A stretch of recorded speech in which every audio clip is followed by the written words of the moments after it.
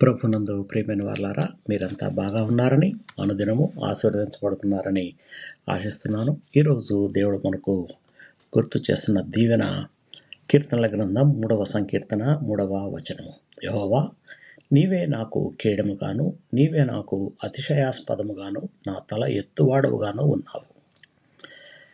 ఈ మాటలు స్వయంగా భక్తుడైన దావీదు అనుభవపూర్వకంగా వ్రాసిన మాటలు. ఎందుకంటే దావీదు యెహోవాని తనకు కేడెముగా చేసుకున్నాడు. దేవుడు ఎప్పుడు కూడా దావీదు తల దించుకునేలాగా చేయలేదు.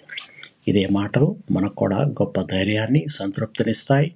ఎందుకంటే మన జీవితంలో కూడా ఎన్నో సమస్యలు, అవమానాలు, భయాలు మనల్ని వెంటాడతాయి, కుంగతీస్తాయి. కానీ దేవుడు మనకు కేడెము, రక్షణ. ఆయన మన గర్వం కాదు, కానీ మన అతిశయం.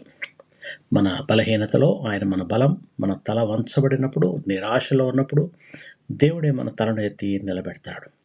మన పరిస్థితులు మారకపోయినా మనలో ఆశను నింపి ముందుకు నడిపించేవాడు యెహోవానే.